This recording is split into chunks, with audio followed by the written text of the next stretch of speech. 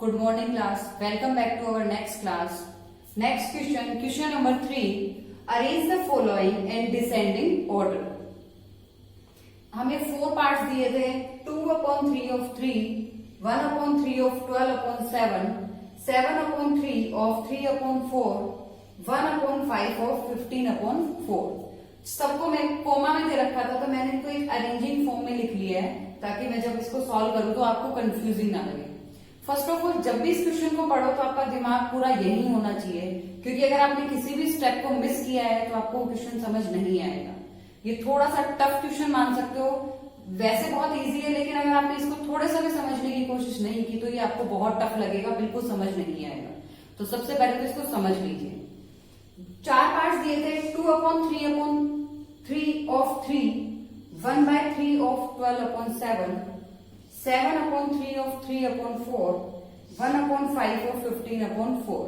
ऐसे question last class में हमने पढ़े थे, तो इसको सिर्फ सॉल्व किया है पहले। देखिए 2/3 ऑफ मल्टीप्लाई 3 को हम क्या लिख सकते हैं 3/1। जब हम इनको कैंसिल करेंगे तो 3 से 3 कैंसिल हो गया, ऊपर 2 बच गया और नीचे 1, तो 2/1। नेक्स्ट 1/3 ऑफ की जगह मल्टीप्लाई 12/7, 12 और 3 कैंसिल हो रहे थे, 3 1 3 4 टाइम्स, ऊपर बच गया 4, नीचे क्या बचा 7, तो ये सॉल्व होके क्या हो गया 4/7। 7/3 मल्टीप्लाई 3/4, 3 से 3 कैंसिल, 7/4, 1/5 मल्टीप्लाई 15/4, 5 1 5, 5 3 15, इट कन्वर्ट 3/4। ये तो था सॉल्यूशन, सॉल्व करना, जो कि कल हम क्लास में पढ़ चुके थे।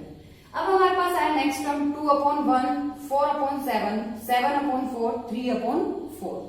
इसको हमें डिसेंडिंग फॉर्म में, डिसेंडिंग ऑर्डर में लिखना है। तो सबसे पहले यहाँ क्या है 1 7 4 4। इन चारों का बेस में यहाँ 7 है और 4 है, तो एलसीएम क्या होगा 28। एलसीएम क्या है 28। तो सबके डिनोमिनेटर में हमें 28 बनाना है। क्यों बनाना है? क्योंकि अगर डिनोमिनेटर सेम होगा तो हमें ये बताने में आसानी होगी कि कौन सी वैल्यू इजी है, कौन सी वैल्यू छोटी है और कौन सी वैल्यू बड़ी है। ध्यान रखना, एलसीएम लेना है, then we convert all denominator equal to LCM. तो जब हम 2/1, नीचे क्या है 1, इसको 28 बनाने के लिए हम कितने से मल्टीप्लाई करेंगे 28। नीचे जिस वैल्यू से मल्टीप्लाई करेंगे उसी वैल्यू से ऊपर multiply, both values are multiply by 28। 2 into 28 56, 1 into 28 28। 7 4 से मल्टीप्लाई करने पे हमें क्या मिलेगा 28, तो 7 into 4 28।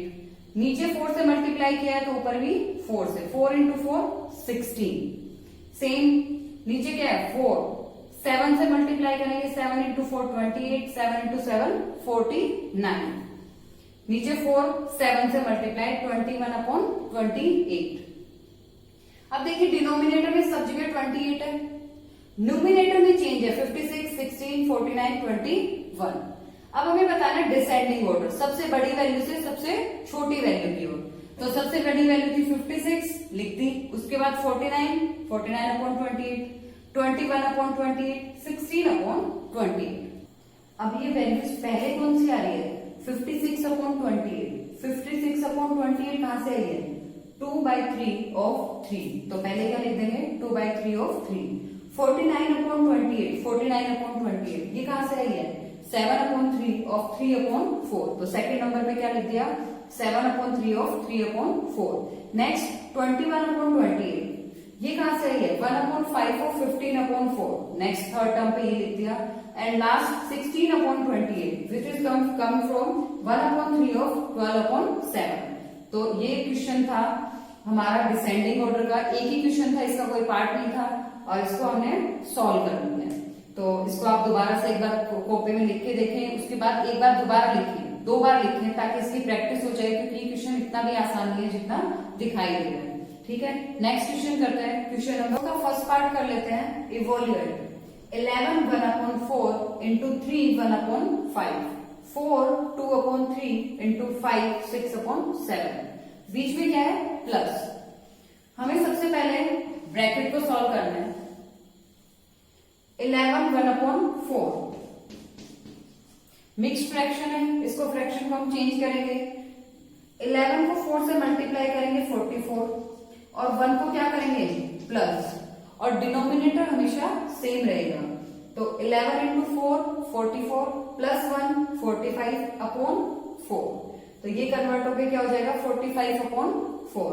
Same 5 into 3 15 plus 1 16/5। 4 into 3 12 plus 2 14/3। 5 into 7 35 plus 6 41/7। बीच में मल्टीप्लाई था मल्टीप्लाई, और जहां प्लस था वहां प्लस। अब जो भी वैल्यू कैंसिल हो रही होगी मल्टीप्लाई में, सिर्फ ब्रैकेट सॉल्व कर रहे हैं हम। 5 1 जा 5, 5 9 जा 14, 5 4 1 जा 4, 4 4 जा 16। तो नीचे क्या बचा? डिनोमिनेटर इक्वल टू 1 और न्यूमिनेटर 9 इंटू 4 36 प्लस प्लस। अभी ब्रैकेट पूरा सॉल्व हो गया था तो वी रिमूव ब्रैकेट। 7 1 जा 7, 7 2 जा 14। तो ऊपर बच गया 2 41। 2 into 41 equal to 82 and denominator equal to 3। ये रेशनल नंबर्स का सम हो गया। रेशनल नंबर्स का सम कैसे करता है? एलसीएम 1 और 3 का क्या आएगा? 3। एलसीएम को हम हमेशा कहां लिखते हैं? नीचे डिनोमिनेटर में। अब 36 है, यहाँ पे है, यहाँ 1 है और यहाँ 3 है। यहाँ 1 है और यहाँ डिनोमिनेटर में 3 है। तो 1 को 1 की टेबल हो सकते हैं या फिर 1 को 3 बनाने के लिए हम कितने से मल्टीप्लाई करेंगे? 3 से। 1 को 3 बनाने के लिए हमें 3 से मल्टीप्लाई करना होगा। तो जो 3 आता है उसे हम कहा मल्टीप्लाई कर देंगे? ऊपर न्यूमरेटर में। 36 इंटू 3 प्लस प्लस, यहां भी 3 है यहां भी 3 है, तो किसी से मल्टीप्लाई करने की जरूरत नहीं है। 82 इंटू इक्वल टू 82। तो 36 इंटू 3 108 प्लस 82 प्लस 82 3। जब इनका सम करेंगे तो 200/3।